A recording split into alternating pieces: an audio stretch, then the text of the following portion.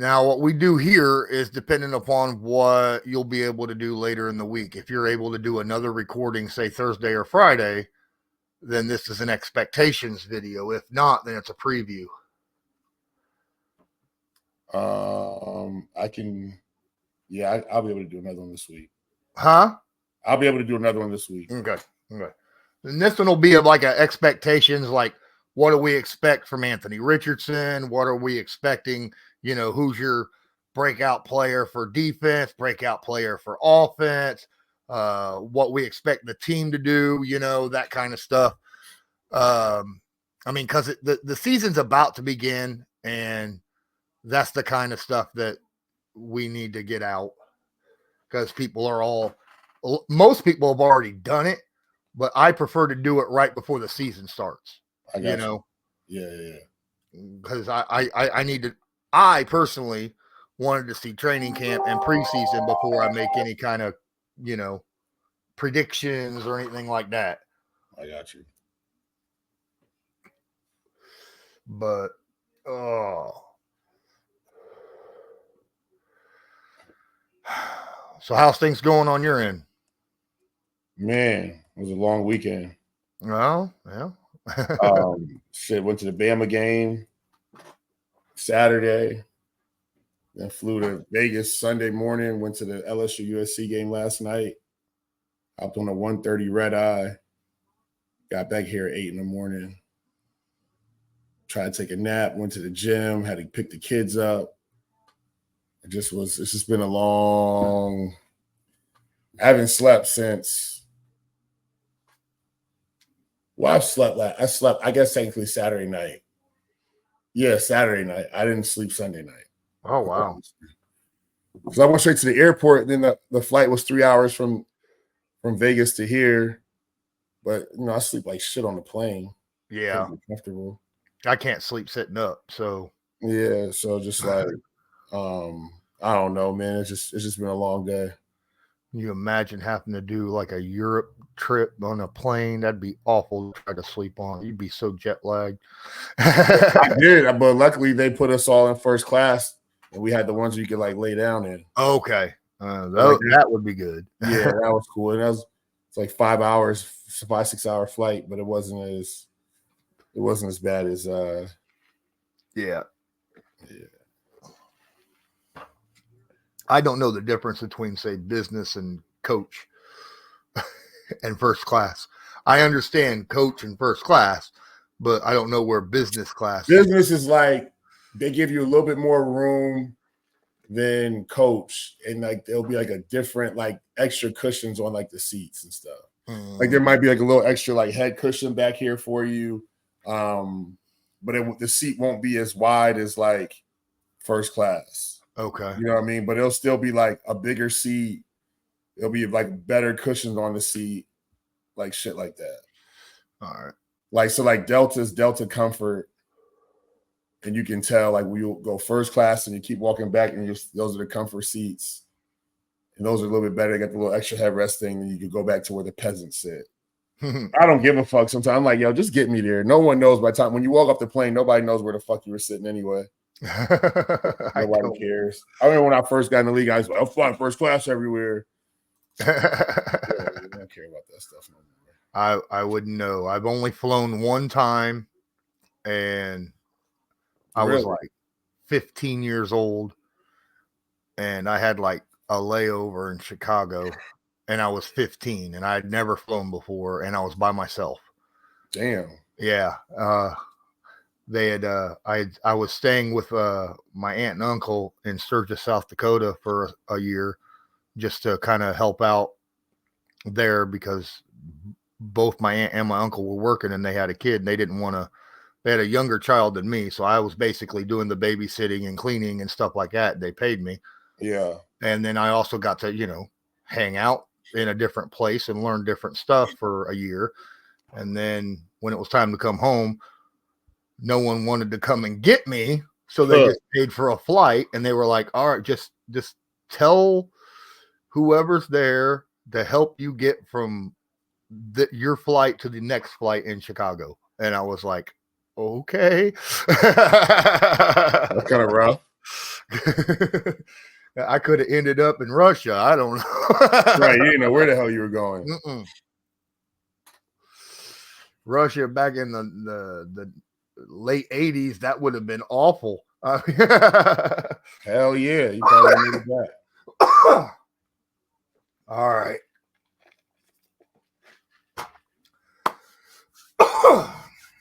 So I just got done recording a little bit ago with a Texans podcaster and learned quite a bit about their team too. But that won't come in until later this week when we do our preview show. Yeah. Right. So, but get lined up here.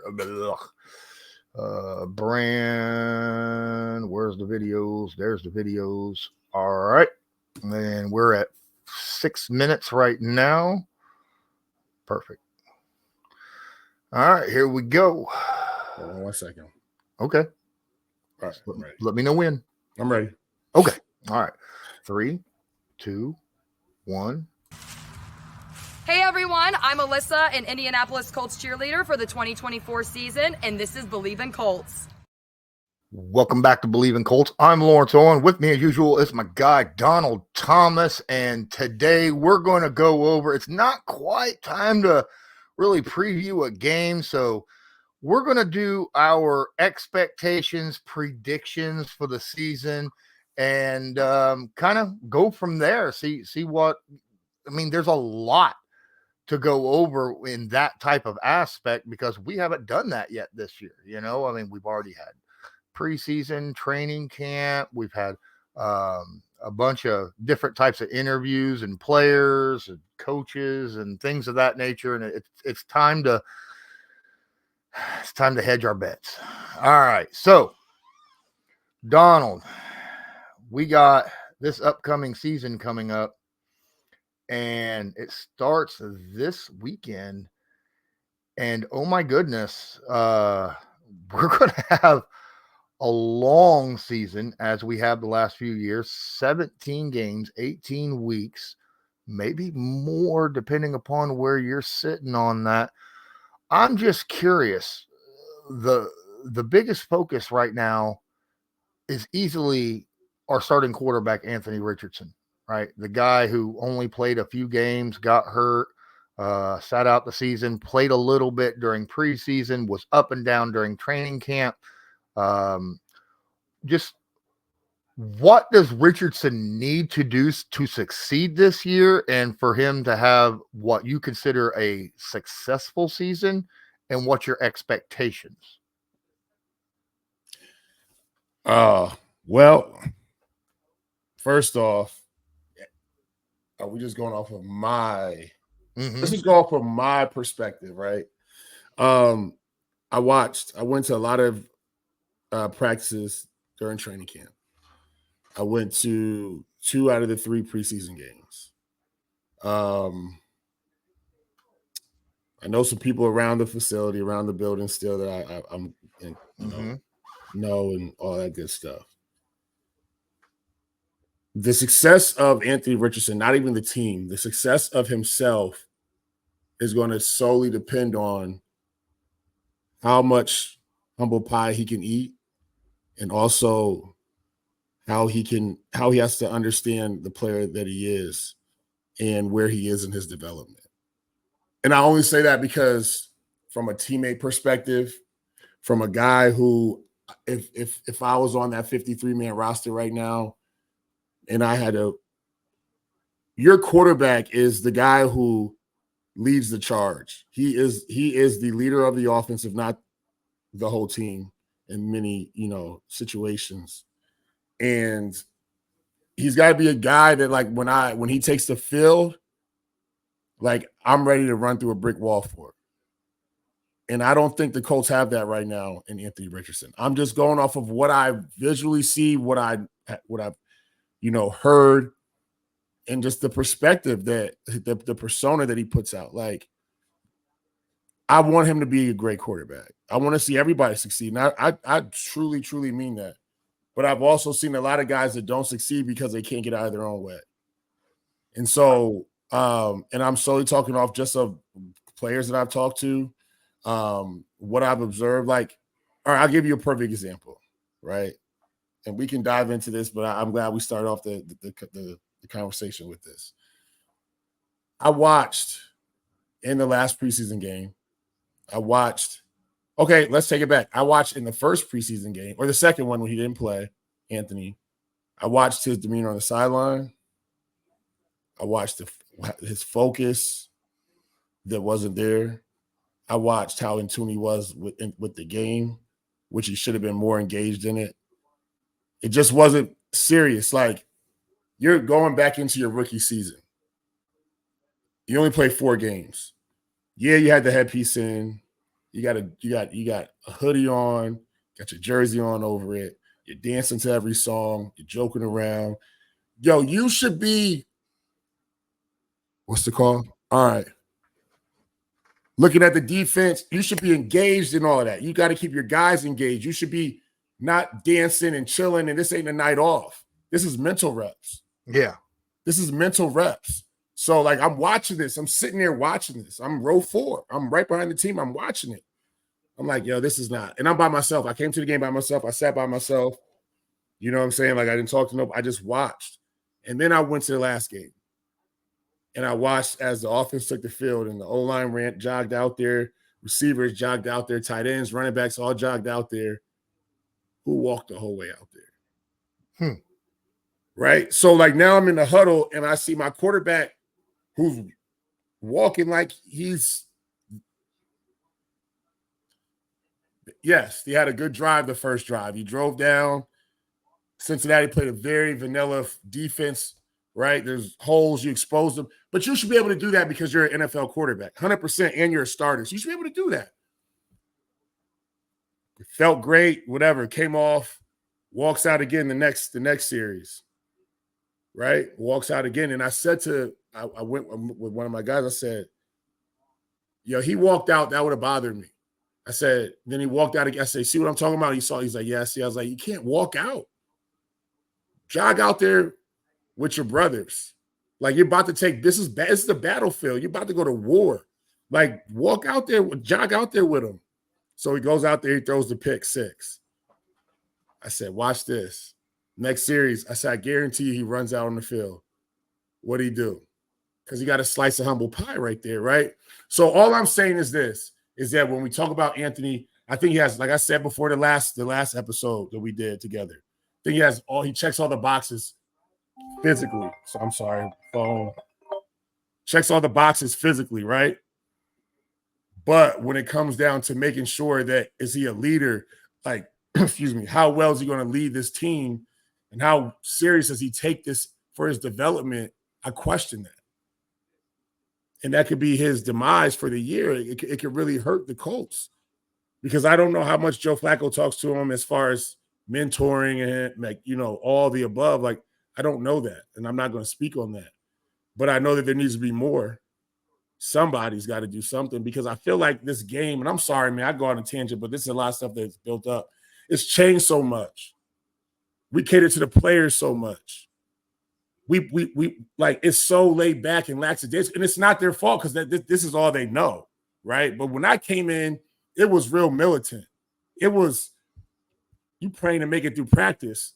There was no messing around the sidelines. It was 5 minutes early to meetings. I'm not saying they're not, but it was very, very serious business when it came down to it. It's so laid back now. It's more fun, and guys have so much leeway. And so as a rookie coming in, I don't care if you're a first-round pick or not, the vets hold you to a certain standard.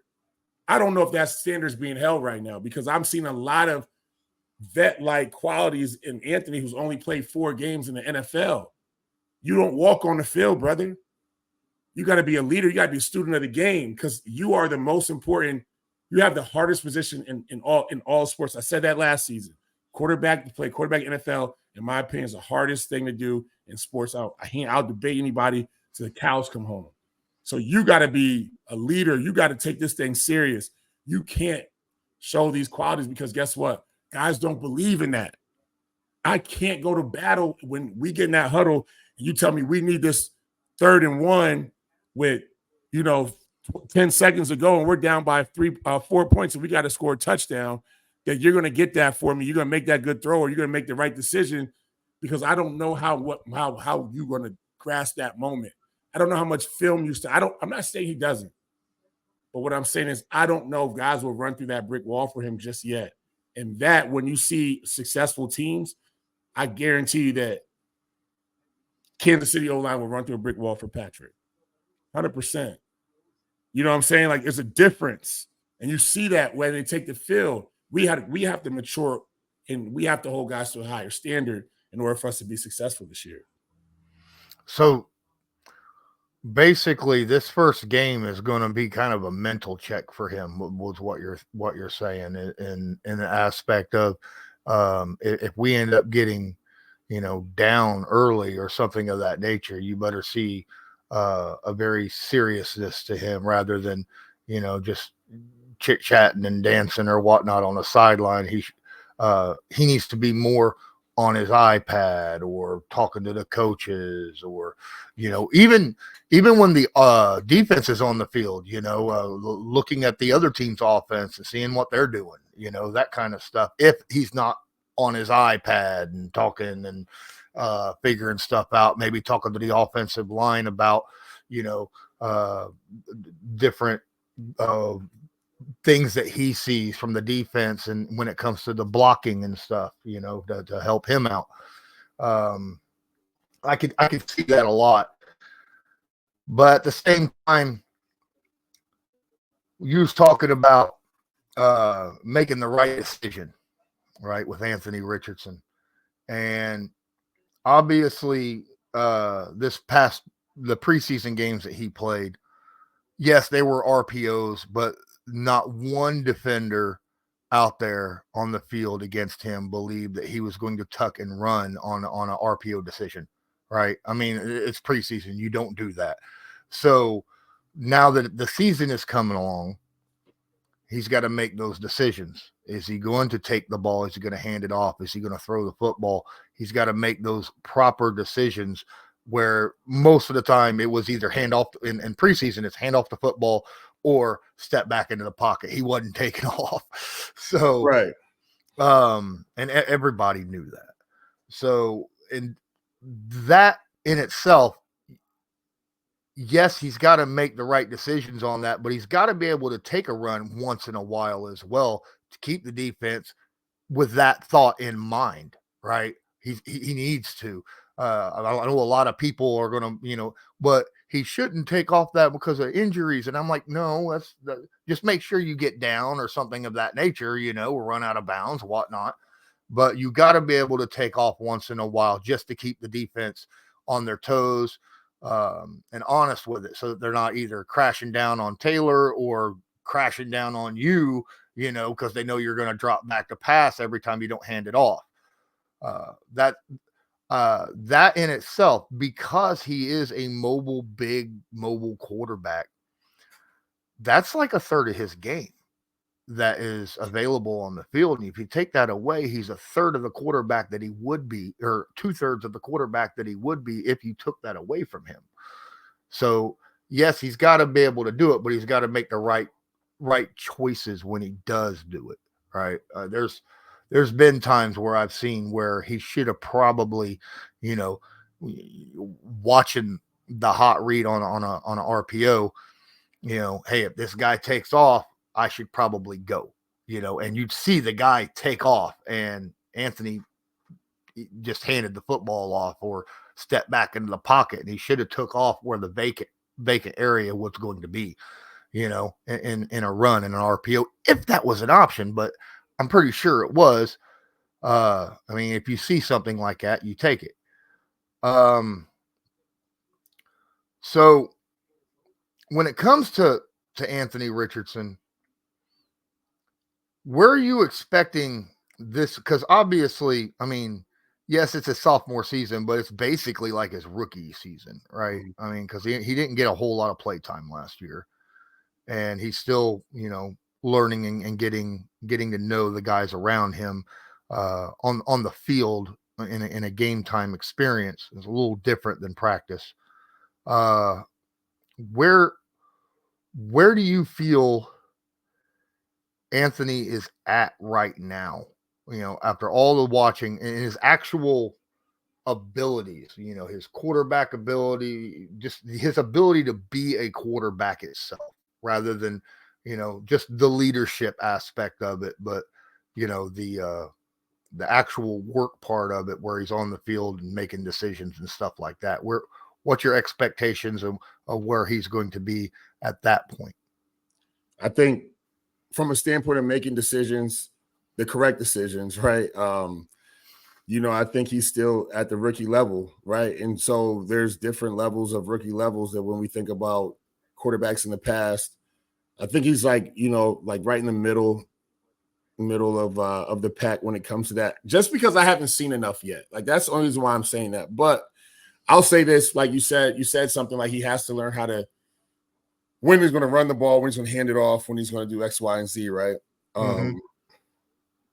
Like every professional athlete and every good athlete, right? Like there's probably things that you did as a kid that you could just naturally do, right? Like no one taught you how to do something. You could just naturally hop on a field and do it. You grab a ball, whether it's running, jumping, whatever it is, basketball, whatever it is, you could just do something that like other guys have to work at, right? And so,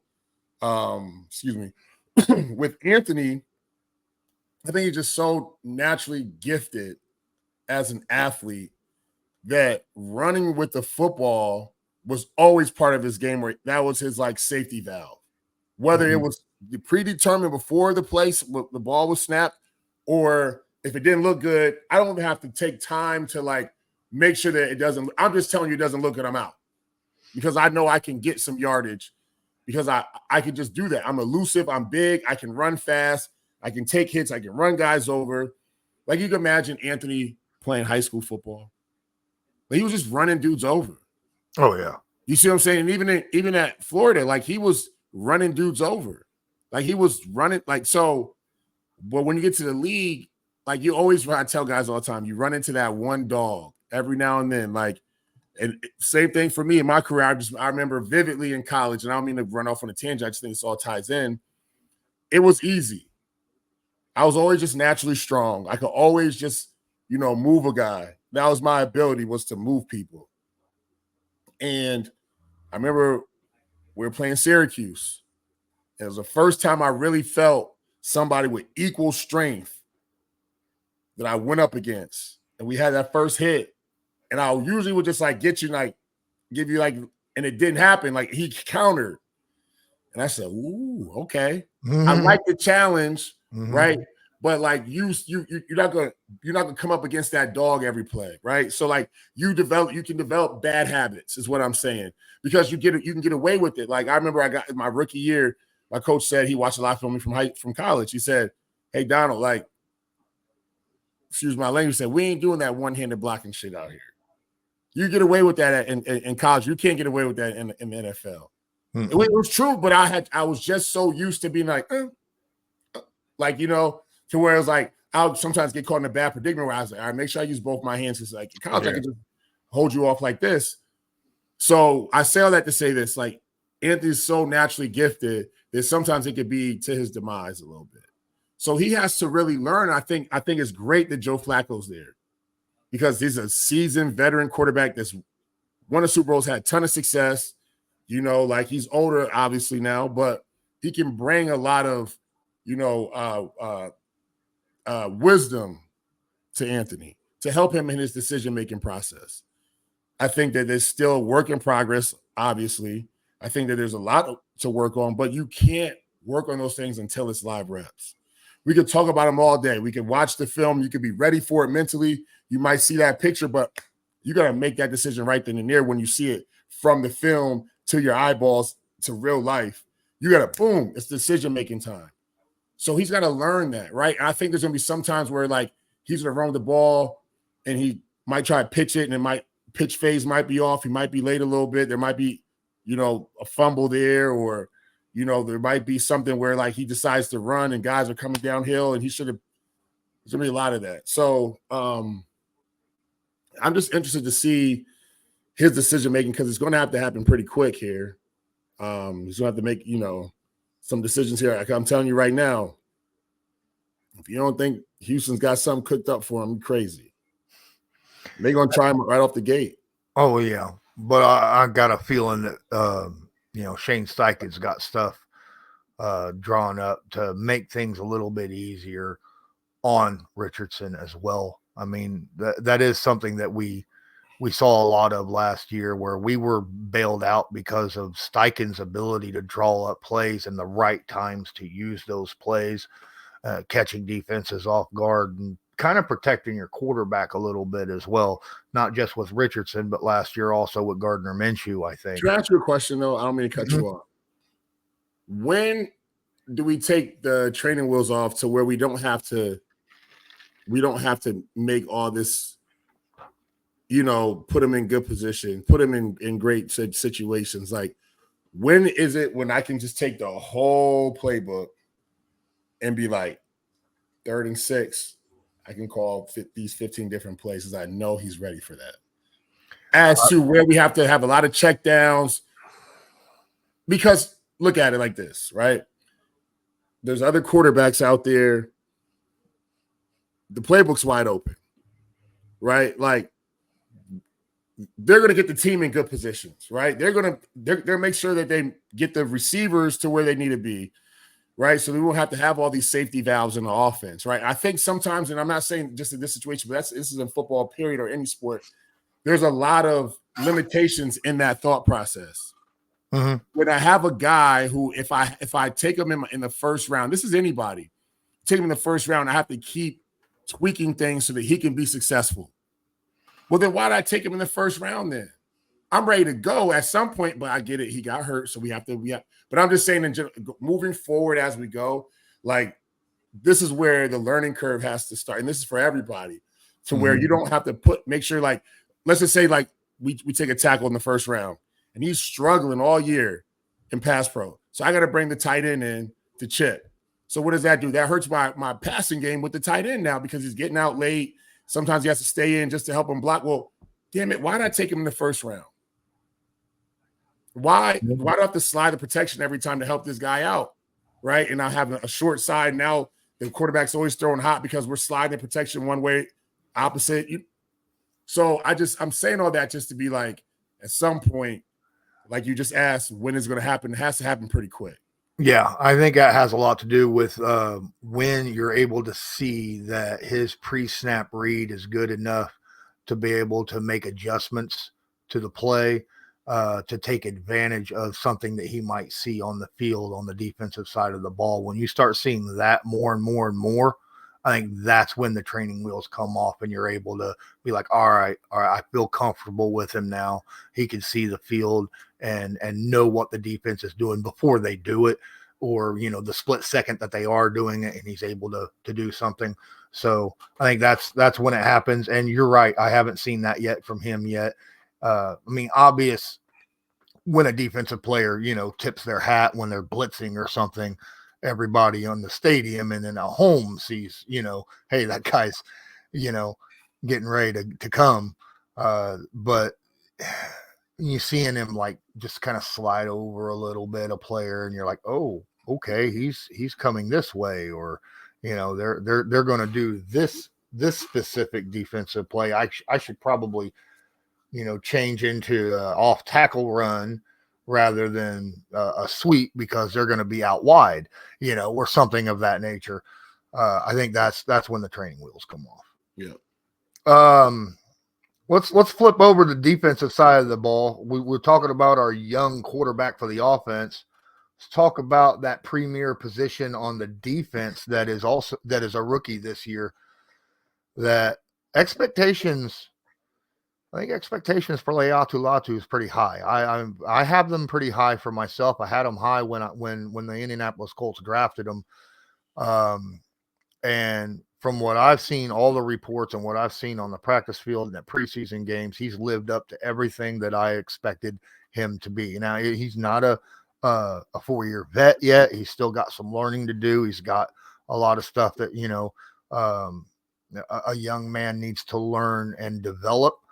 However, he's got a lot of upside. He's got a lot of moves. He's got a motor, and he's got a willingness to learn And I think that in itself will allow him to become better and better as the season grows on in his rookie season.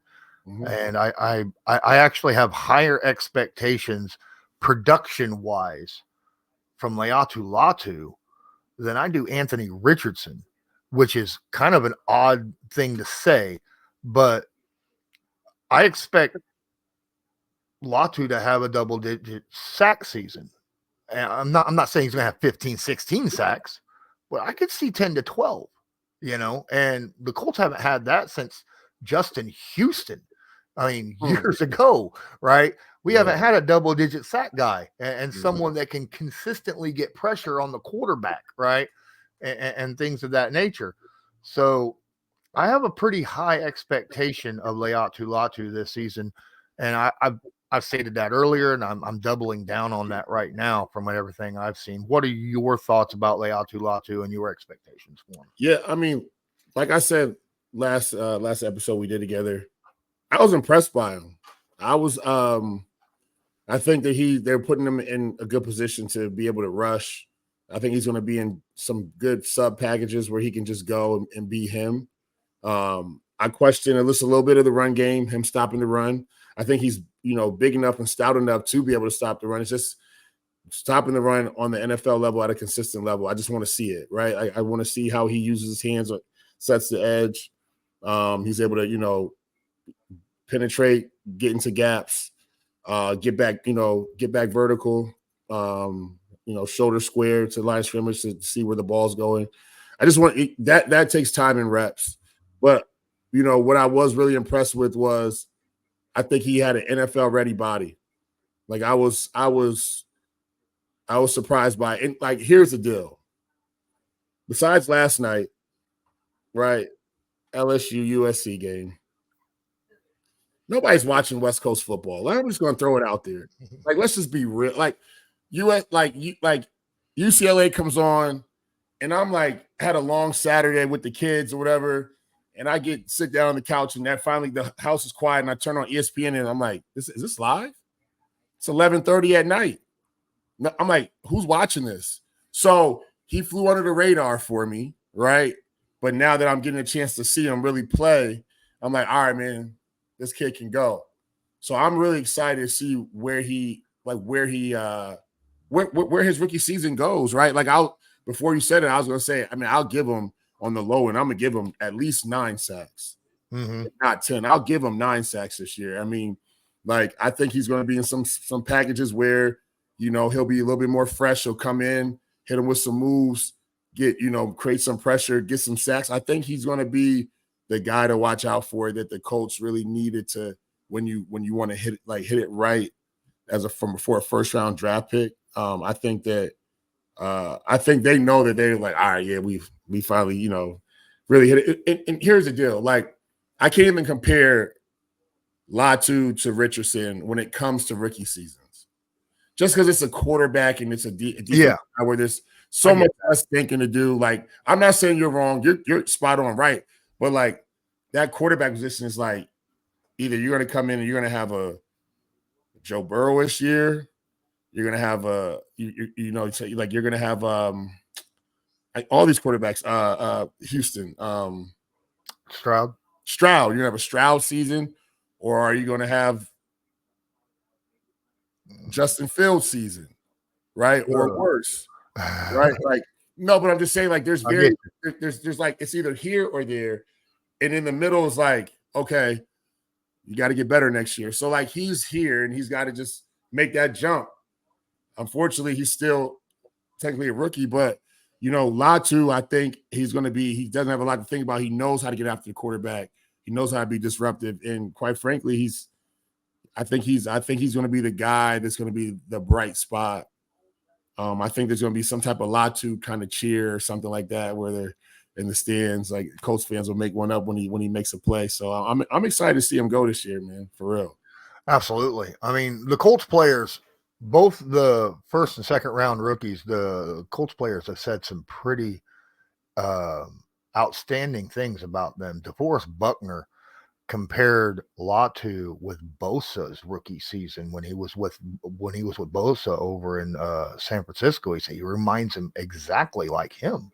And I'm like, that's some pretty high praise, right? Yeah. I mean, Bosa came out the gates full steam ahead, and hasn't never looked back. And I'm hoping that's something that we get from Latu.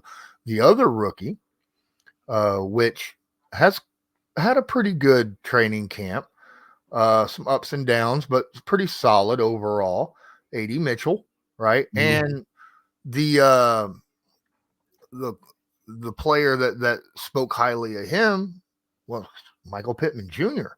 was talking about how he pulls AD Mitchell off to the side occasionally and drills his brain because his get off on the snap, his getting off the line and getting away from man press and stuff of that nature is like elite coming out of college, and it's something that he needs to work on. So he's been picking AD's brain on his release. So that's nice. That's something that will help out a little bit, and that's pretty high praise coming from a guy who's consistently getting 90, 100 catches every season, and just got a massive contract coming up here as well for Michael Pittman Jr. But what are your thoughts on AD Mitchell? And do you think Adonai will end up cracking the starting lineup, or do you think he'll be sitting back for a while, coming in, giving guys breathers and stuff? I think he's going to play a significant amount this year. He'll play more towards the middle to end of the season, just from injuries and things of that nature. But I do see him applying pressure to some of these guys that are starters. Mm-hmm. I think that, I praise Michael Pittman Jr. for being honest with the media when he said that. Hopefully he was being honest, but like if you see something that talent that somebody has, right? Like you're humble enough as a vet to be like, hey man, how you doing that? Like teach me a little bit something like that so I can add that to my repertoire. Like, you know what I'm saying? So like that speaks volumes for him because he did get paid a ton of money. Yeah, he could just be like, the hell with this kid. Like I'm a rookie.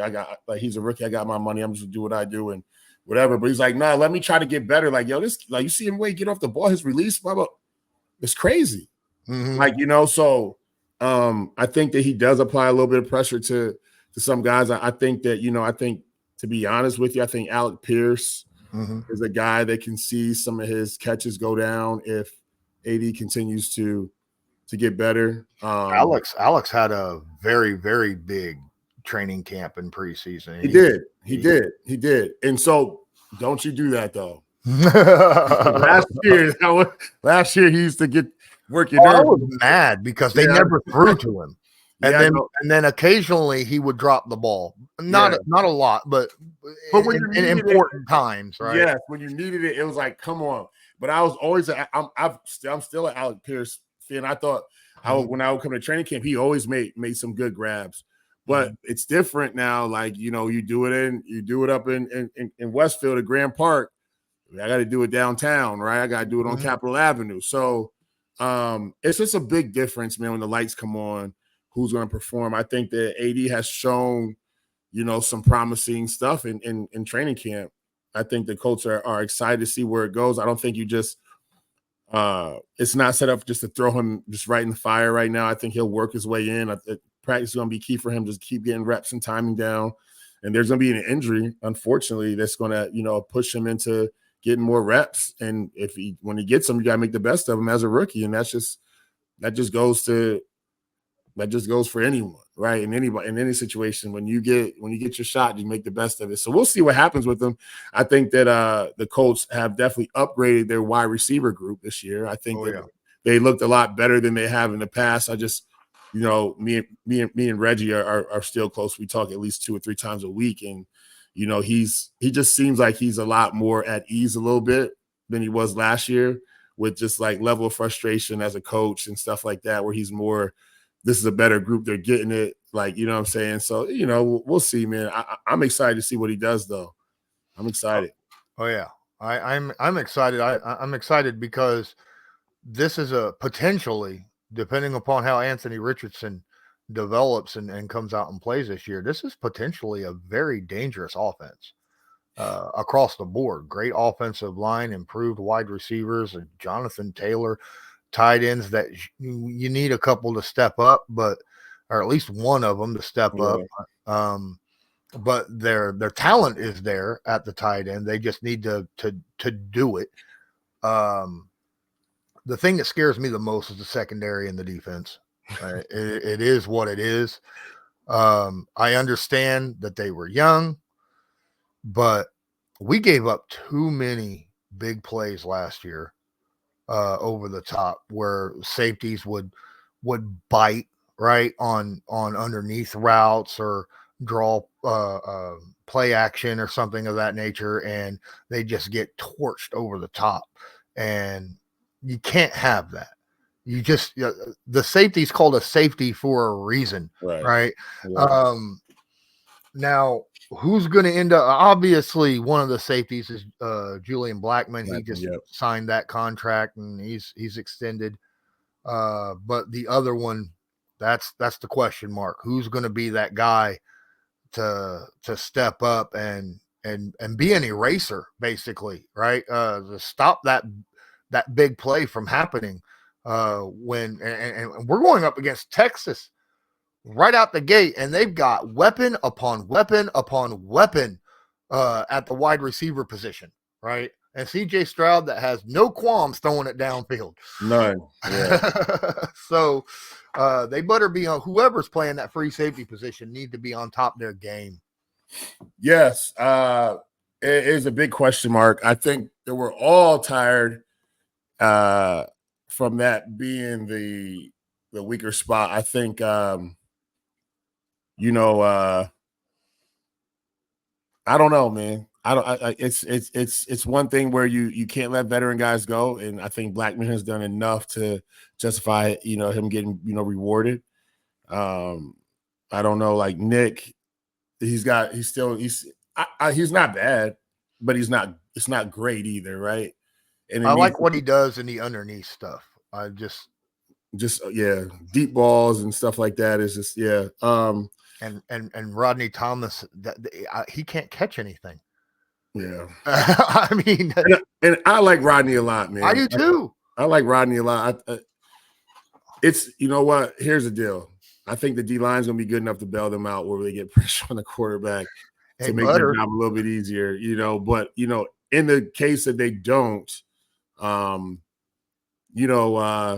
here's the thing: like, we didn't blitz a lot last year, so we also had those linebackers in coverage too, kind of helping out. But the over the top stuff, I get it.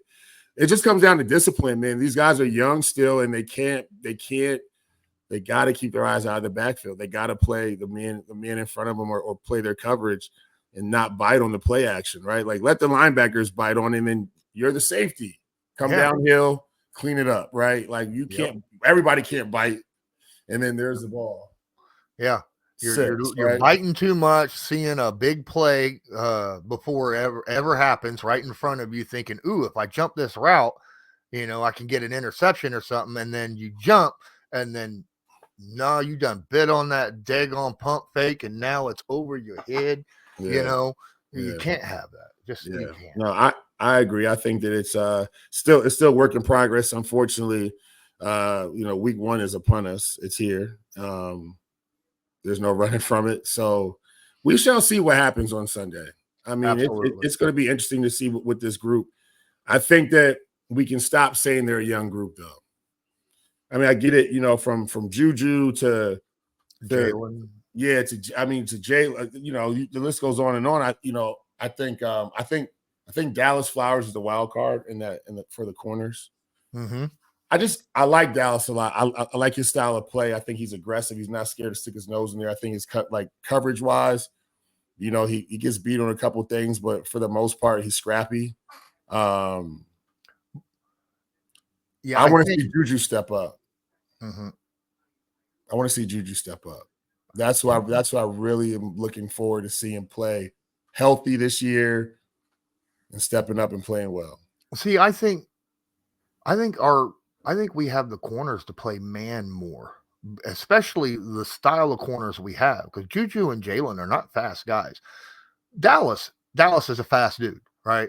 That's why he might get beat on a double move or something, and then he's got the speed to make up for it, right? Right.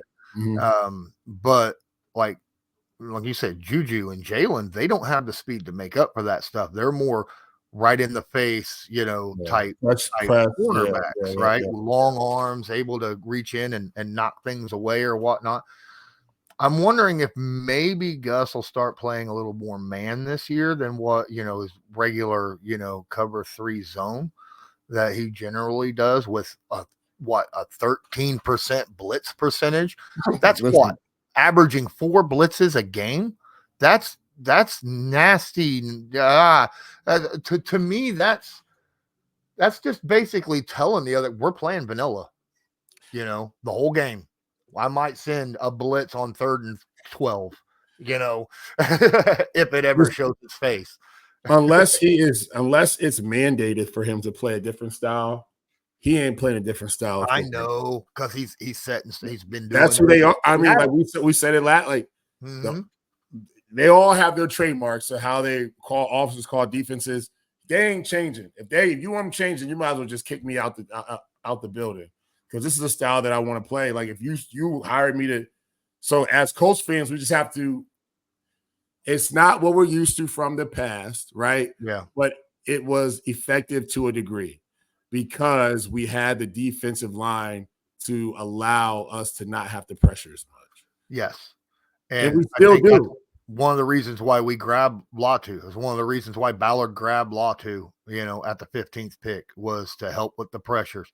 Yeah. But in that zone, you got to get after the quarterback with the front 4, and the safety has to keep everything in front of them. And if you don't, it's a broken play, right? 100%. Yep. I agree. So it'll be interesting to see. I think that it was going to be the same defense we saw last year, but just with some new moving parts. But you all right? Sinuses. I needed to sneeze. Oh, okay. You scared me for a second there. I was like, what did I say wrong? No. Yeah, no, I think there'll be, with a new few moving parts that are kind of an upgrade. So expect the expected, and hopefully that, things work out a little bit better in the favor of the Colts this year as far as not breaking down and, winning some more football games than they did last year. A guy I need to kind of shout out for that I think needs to step up his game a little bit that we don't talk about like ever, and that's in the linebacking core. I knew EJ Speed. I knew you about to say it. EJ needs to step up and start getting his hands on the ball occasionally. That's his forte, right? I mean, he's long, he's fast. I get, making tackles. That's what linebackers are supposed to do. But he's got the skills, the physical abilities to do. Asking him to be a Shaquille Leonard is a little bit high, too much of a ceiling.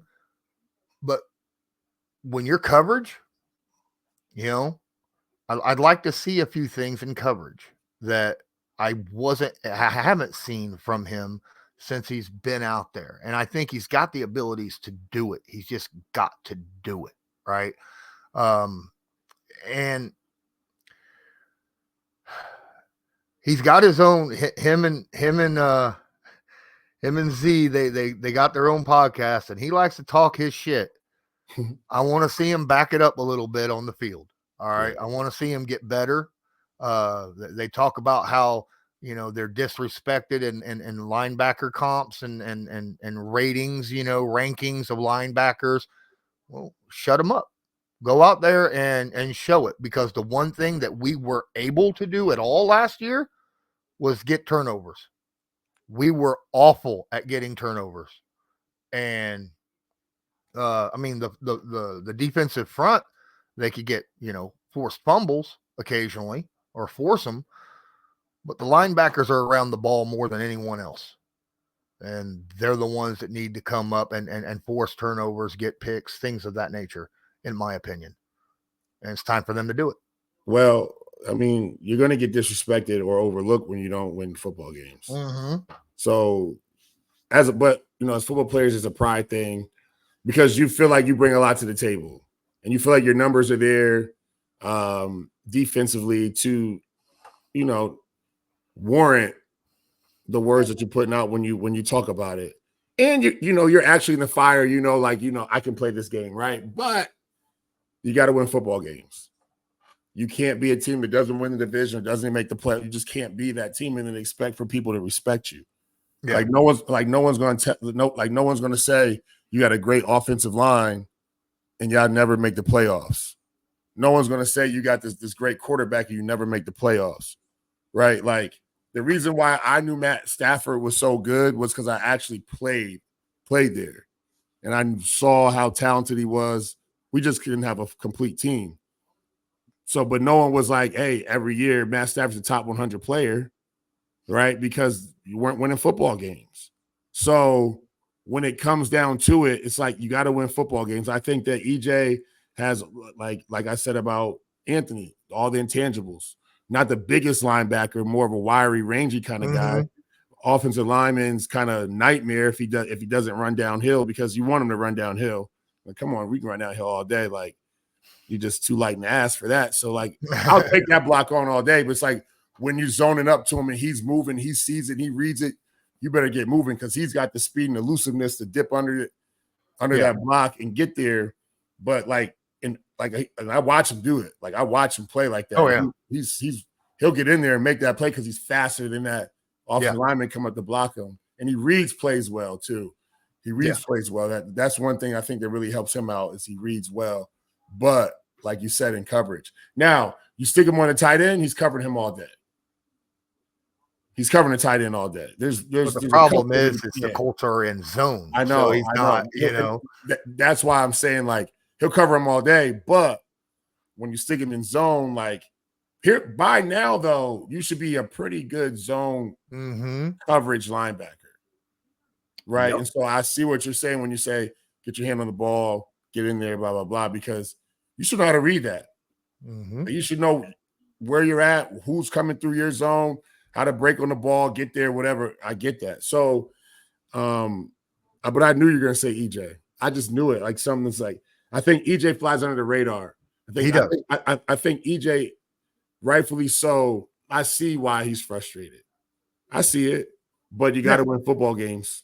And that's what it comes down to. I think he's a damn good linebacker that's proven himself over the past, few years of stepping up. Oh, he's definitely earned a starting spot. Yeah, like he stepped up when Leonard was hurt the whole time. That was perfect scenarios. Came in and it was like, now we don't need to go on the street and grab somebody. EJ's playing well. I just want him to take that next step. But everybody does. But sometimes, and I'm not saying this for EJ, sometimes there's a ceiling. We all want to have a Hall of Fame player at every position and just, or just a quality guy, but like everybody's not. So if this is the best version of them, maybe yes or no, I don't know. But I'm not expecting EJ to be a peanut punch guy because that was probably not his forte. But I'm sure he could get his hands on a ball occasionally while it's in the air.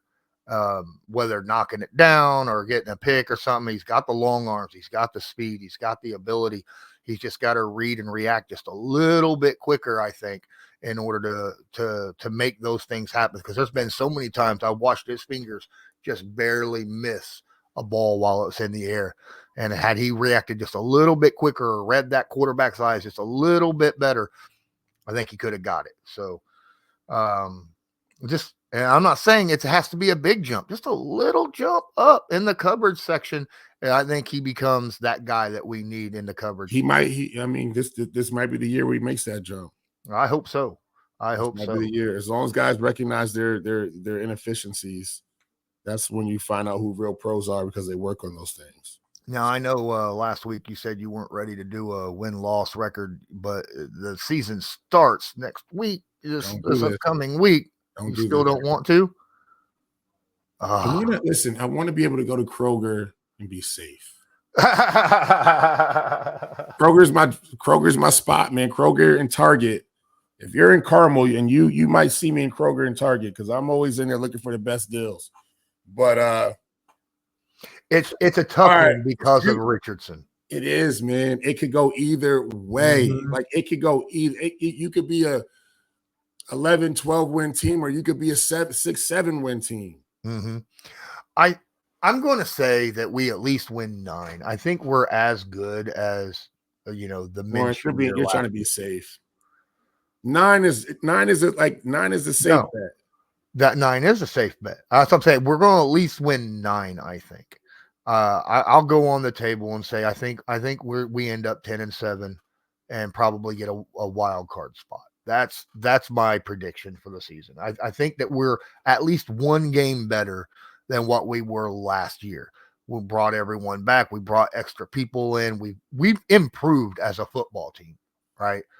Just the addition of the rookies themselves and keeping all of our good players from last year. Yeah, that in and of itself makes us a better football team than what we were last year. And we won 9 games. Huh? Hypothetically, on paper, right? Because you know what's incredible is every year you've got to put that group back together. No matter you keep them together, but you still have to put them back together. If that makes sense. Like you would keep your core. You really didn't lose a lot of guys. So like the teams here with some extra additions on top, they got to mold in and they got to fit in as well. But we also have to come back and have a better mindset, and everyone's got to believe and everyone's got to buy in to what we're all trying to accomplish here. That's why it's so unique. And that's where it comes down to coaching. Yeah. That's where it comes down to coaching. That's where it comes down to Shane making sure that team believes in him and he believes in his team and everybody believes in one goal. Mm-hmm. And the Colts could be as good as they want to be as long as they believe in one goal. The minute that everyone's not bought in is where you find things start to fall apart. Now, when you come to a game, you don't see it with the naked eye, but you can, why aren't we winning? Well, observe the whole deal, right? See what's going on. Like who's all the way in, who's not in, and I'm just telling you right now, it's got to come down to the leader of the team. The leaders of the team have got to be those guys to make sure everyone's together. So if you have a leader on offense that's doing his own thing or not all the way in or not a leader, it can be interesting to see. And that's when you see things fall apart. But I'm going to give them I was going to say 10-7, to be honest with you. I didn't want to say 11-6 because I felt like that's a little bit lofty. I'm going to say 10-7 though. Yeah, I'm going to say 10-7. A 10-7 football team this year is not terrible. Excuse me.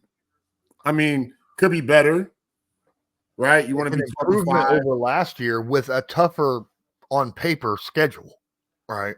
Yes, yeah. But we'll see, man. Yeah, there's so much that goes into NFL season. There's so much goes in, and it's long early.